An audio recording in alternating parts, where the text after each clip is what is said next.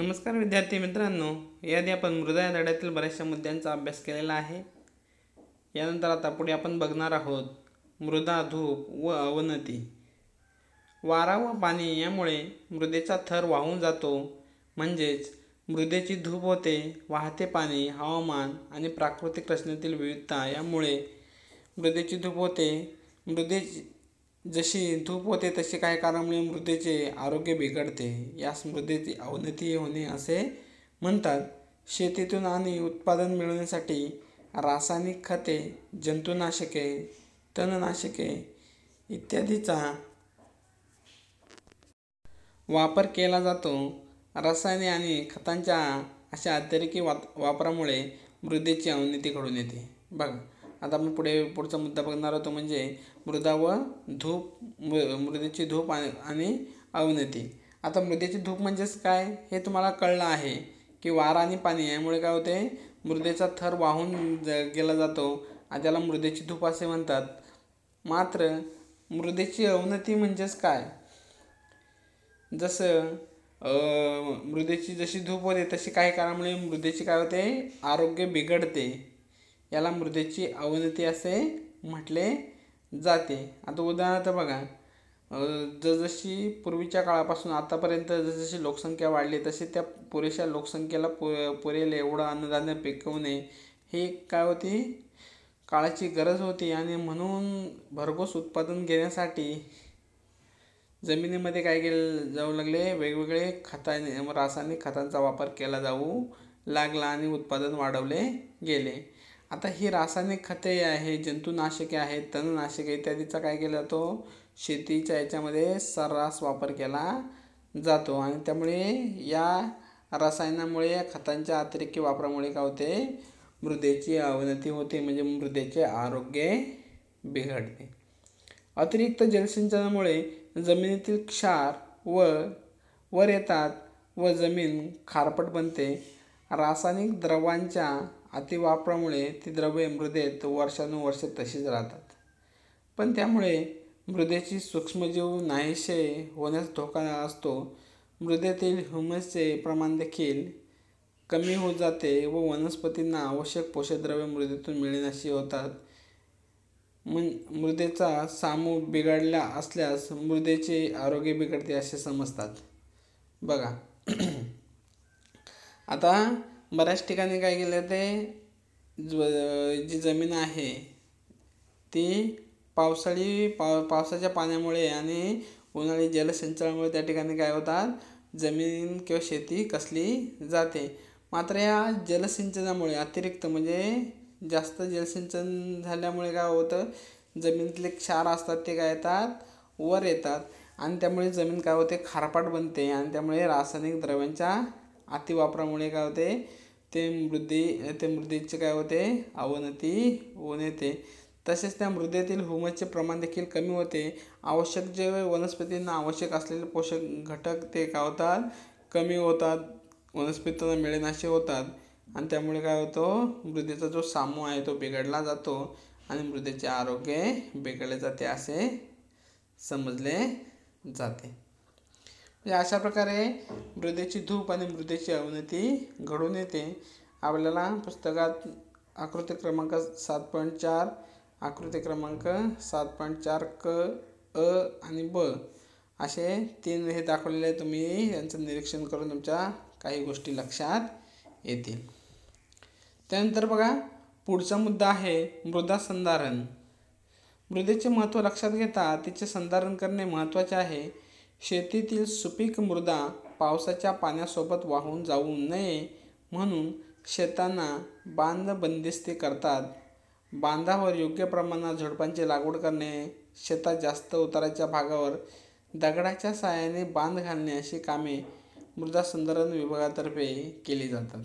बघा, मृदा संधारण म्हणजे काय, मृदेचं जतन करण्यासाठी, मृदेचे वहन किंवा मृदेची धूप अवनती कमी होण्यासाठी त्याच्यावर उपाययोजना केल्या जातात.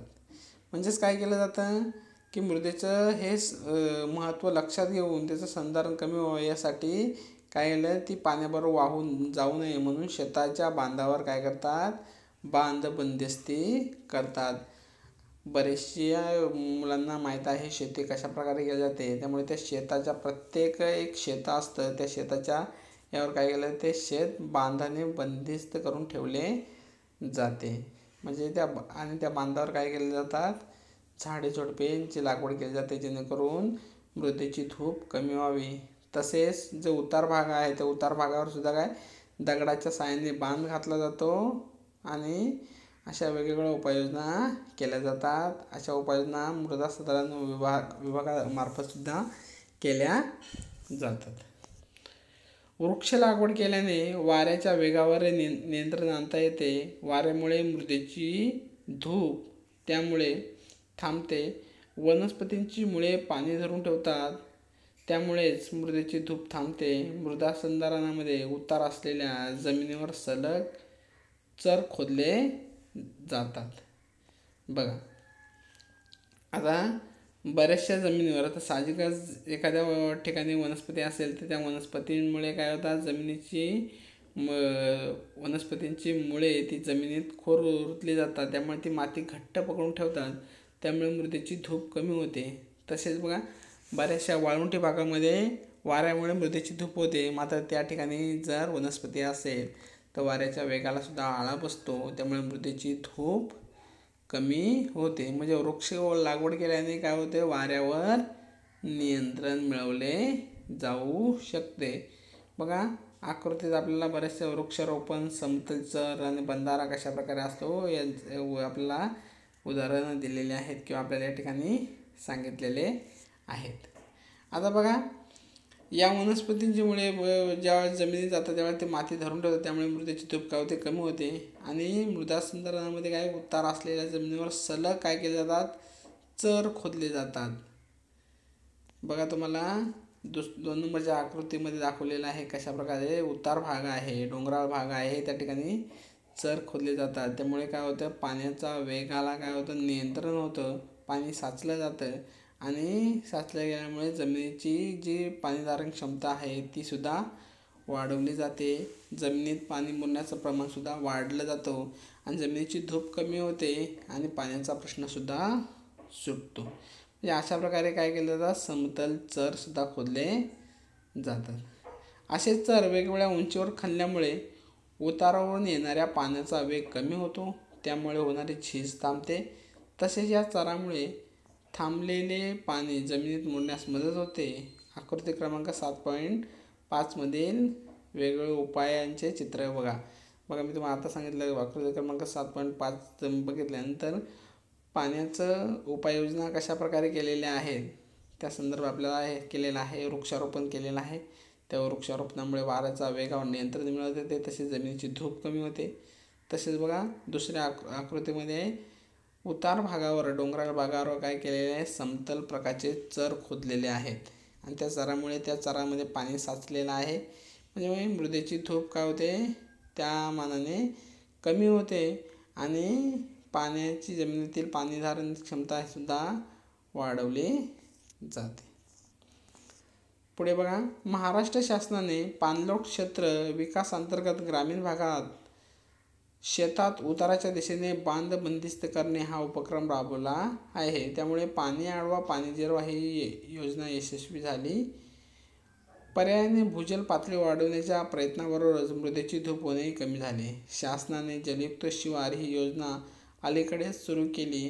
त्यामुळे ही शेतांना बांध घालणे, लहान लहान नाल्यांचे पाणी अडवणे, नाले जोडणी करणे यासारखी कामे मोठ्या प्रमाणात होत आहेत.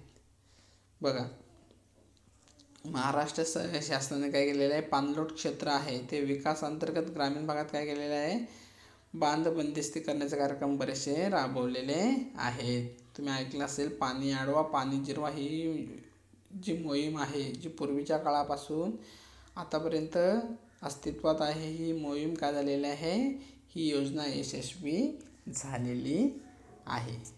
म्हणजे अशा प्रकारे काय केलं जातं, पाण्याचं नियोजन केलं जातं, जमिनीची धूप थांबवली जाते, अशा वेगवेगळ्या उपाययोजना केल्या जातात. बघा म्हणजे ही पाणी अडवा पाणी जिरवा ही मोहीम काय झालेली आहे, यशस्वी झालेले आहे. त्या व्यतिरिक्त बघा, शासनाने जलयुक्त शिवार अलीकडेच काय केले, योजना अलीकडे सुरू केलेली आहे. त्यामुळे काय होतात, शेतांना बांध घालणे, लहान लहान नाल्यांचे पाणी काय केले, अडवणे, अशा प्रकारची वेगवेगळी कामे केली जातात. तुम्ही आकृती क्रमांक 7.5 मधली तिसरी आकृती बघा. कशा प्रकारे एक छोटासा नाला आहे, ओढा आहे, त्या ठिकाणी बांध घातलेला आहे. म्हणजे अशा प्रकारे काय करून बांध बंदिस्ती करून पाणी अडवलं जातं, ते जमिनीत जिरवलं जातं. तसेच जमिनीची धूपसुद्धा थांबवली जाते, मृदेची धूप थांबवली जाते. मृदेची अवनती थांबवण्यासाठी रासायनिक खतांचा व कीटकनाशकांचा अतिरेक टाळावा. सेंद्रिय खतांचा म्हणजे शेणखत, गांडूळ खत, कंपोस्ट खत याचा वापर केल्यास मृदेतील सामूचा तोल राखला जातो. त्यामुळे मृदेतील ह्युमसचे प्रमाण वाढण्यास मदत होते व मृदेची सुपीकता टिकून राहते. बघा, आता मृदेची धूप थांबवण्यासाठी काय काय केलं जातं, पाणी ते थांबवण्यासाठी काय काय केलं जातं. तसेच बघा, ही जी मृदेची अवनती आहे, मृदेचं आरोग्य बिघडतं आहे, मृदेची धूप होते आहे, मग हे थांबवण्यासाठी काय केलं पाहिजे, रासायनिक खतांचा काय केला पाहिजे, वापर कमी केला पाहिजे. कीटकनाशकांचा अतिरेक वापर काय केला पाहिजे, टाळला पाहिजे. सेंद्रिय खतांचा काय केला पाहिजे, जास्तीत जास्त वापर केला पाहिजे.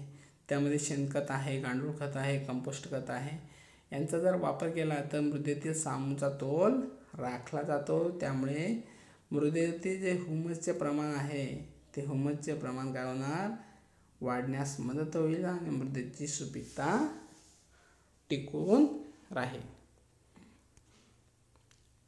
पुढे बघा, शेतजमीन काही कालावधीसाठी पडीक ठेवणे तसेच आलटून पालटून पीक घेणे महत्त्वाचे असते, जेणेकरून मृदेची सुपीकता टिकून राहते. बघा, बऱ्याच ठिकाणी तुम्ही बघितलं असेल की शेतजमीन काही वर्षासाठी पडीक ठेवली जाते, म्हणजे ती कसली जात नाही. हे करणं महत्त्वाचं आहे. म्हणजे शेतजमीन पडीक ठेवणे किंवा आलटून पालटून पीक घेणं महत्त्वाचं आहे, जेणेकरून काय होणार, मृदेची सुपीकता ही टिकून राहील. अशा प्रकारे आपण मृदा या धड्यातील बऱ्याचशा मुद्द्यांचा अभ्यास केलेला आहे.